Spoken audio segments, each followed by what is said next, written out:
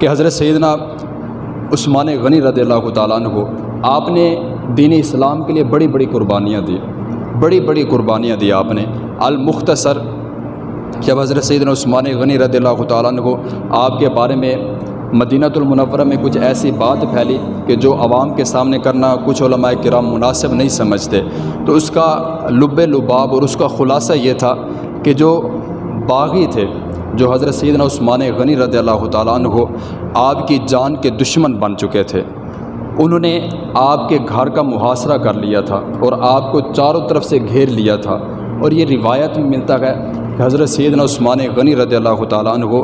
آپ کے گھر کے باہر آپ کی جان کی حفاظت کے لیے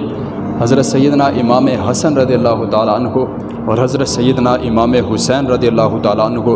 حضرت سیدنا عبداللہ بن زبیر رضی اللہ تعالیٰ عنہ، یہ تین ہستیاں جو تھیں وہ دروازے کے باہر کھڑی ہوئی آپ کی جان کی حفاظت کر رہے تھے۔ اور جو باغی تھے مدینہ کے، انہوں نے جب آپ کے گھر کا محاصرہ کر لیا تھا، چاروں طرف سے گھیر لیا تھا، تو ایک بدبخت ایسا باغی تھا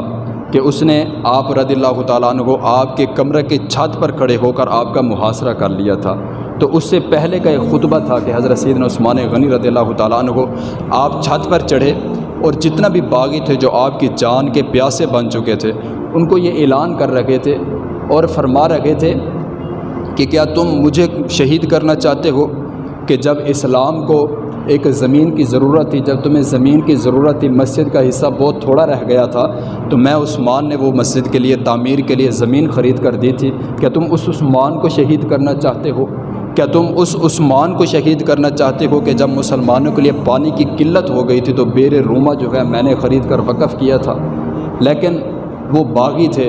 ان کے کانوں پر، ان کے دلوں پر مہر لگ چکی تھی، بدبختی کی ان کے پیشانیوں پر علامت ظاہر ہو چکی تھی، تو کوئی بات بھی ان پر اثر نہ کی ان کی۔ تو حضرت سیدنا عثمان غنی رضی اللہ تعالیٰ عنہ آپ یہ بات کرتے ہوئے واپس اپنے حجرہ مبارک میں تشریف لے گئے۔ تو وہ جو باغی تھا جس نے آپ کا محاصرہ کیا تھا، عصر کا وقت تھا، آپ روزہ سے تھے، کافی دنوں سے اپنے حجرہ مبارک میں بند تھے، آپ پانی نہیں مل رہا تھا، کھانے پینے کو کچھ نہیں تھا، پیاسے تھے، بھوکے تھے۔ اور یہ تاریخ میں ملتا ہے کہ حضرت سیدنا عثمان غنی رضی اللہ تعالیٰ عنہ یہ مدینہ کے مظلوم شہید تھے، یہ مدینہ کے مظلوم شہید تھے کہ جن کو پیاسا اور بھوکا شہید کیا گیا تھا۔ اور عالم یہ تھا کہ جب آپ کو شہید کرنے کے لیے باغی جو تھا، جو بدبخت تھا، آپ کے کمرے میں جب اترا تھا، اس وقت آپ رضی اللہ تعالیٰ عنہ اس آیہ مبارکہ کی تلاوت کر رہے تھے کہ فَسَيَكْفِيكَهُمُ اللَّهُ وَهُوَ السَّمِيعُ الْعَلِيمُ، اس آیہ مبارکہ کی تلاوت کر رہے تھے اور آپ روزہ کی حالت میں تھے، جمعہ کا دن تھا، عصر کی نماز کا وقت تھا، اور باغیوں نے حضرت سیدنا عثمان غنی رضی اللہ تعالیٰ عنہ آپ کو شہید کر دیا، اور آپ کے خون کے چھٹے جو تھے وہ قرآن مجید کی اس آیہ مبارکہ پر پڑے، اور آج بھی وہ گواہی دے رہے گا، چیخ چیخ کر کہہ رہے گا کہ اے مسلمانوں، اگر اسلام میں داخل ہونا ہے نا تو اسلام بڑے بڑے امتحان بھی لیتا ہے، اسلام بندے کو آزماتا بھی ہے، اسلام میں بڑی مشکلات ہیں، اسلام اتنا آسان نہیں کہ ہم نے اسلام میں پیر رکھ لیا، ہم نے کلمہ پڑھ لیا تو ہم بڑے سکون میں ہو گئے، نہ، بلکہ اگر اسلام میں پیر رکھا ہے تو حضور پاک علیہ الصلاۃ والسلام کی محبت دین اسلام کی پہلی شرط ہے۔ تو حضور پاک علیہ الصلاۃ والسلام کی محبت اگر کسی دل میں نہیں ہے، اگر حضور پاک علیہ الصلاۃ والسلام کا عشق کسی دل میں نہیں ہے تو اس کے ایمان میں کمی بہت زیادہ ہے۔ تو حضور پاک علیہ الصلاۃ والسلام کی محبت، ان سے والہانہ عقیدت، یہ دین اسلام کی پہلی شرط ہے۔ تو دین اسلام بڑے بڑے امتحان لیتا ہے میرے بھائیوں، دین اسلام بہت کچھ ہم سے لیتا ہے، بڑی بڑی قربانیاں لیتا ہے ہم سے۔ ہم نے تو ابھی کوئی قربانی نہیں دی، ہم نے تو دین اسلام کے نام پر کچھ خرچ ہی نہیں کیا۔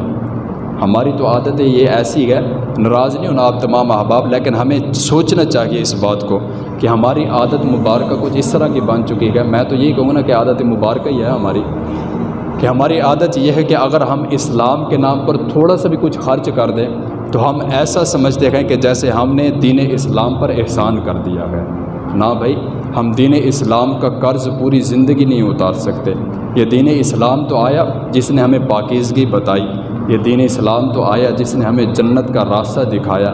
یہی دین اسلام آیا جس نے ہمیں وحدہ لا شریک کی پہچان کروائی۔ اور حضرت سیدنا عثمان غنی رضی اللہ تعالیٰ عنہ کو آپ کی سوانح حیات جو گئے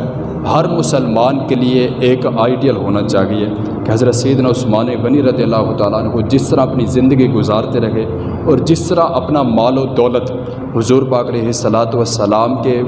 کہنے پر آپ کے حکم پر لٹاتے رہے اور بے پرواہ جتنا دل میں آتا تھا جتنا آپ کے پاس ہوتا تھا دین اسلام کو جب بھی کسی چیز کی ضرورت پڑی حضرت سیدنا عثمان غنی رضی اللہ تعالیٰ عنہ سب سے پہلے کھڑے ہوتے تھے۔ اور آج ہماری بھی حالت ایسی ہونی چاہیے کہ جب بھی دین اسلام کو ضرورت پڑے ہر بندہ مومن صف اول میں پہلے نمبر پر کھڑا ہو اور لبیک کا نعرہ لگاتے ہوئے آگے بڑھے۔ اگر اسلام کو ہماری ضرورت ہے تو آج ہم اسلام کے لیے اپنی جانوں کا نذرانہ پیش کرنے کے لیے بھی حاضر ہیں، ہم اپنی جانوں کا نذرانہ پیش کرنے کے لیے بھی حاضر ہیں۔ اگر دین اسلام ہم سے ہماری جان مانگتا ہے، ہمارا مال مانگتا ہے، ہمارا وقت مانگتا ہے تو ہم ہر چیز دینے کے لیے تیار ہیں۔ تو یہ جوش اور جذبہ اپنے اندر پیدا فرمائے۔ حضرت سیدنا عثمان غنی رضی اللہ تعالیٰ عنہ آپ کی سوانح حیات کو پڑھ کر ان کو اپنی زندگی کا مشعل راہ بنائیں۔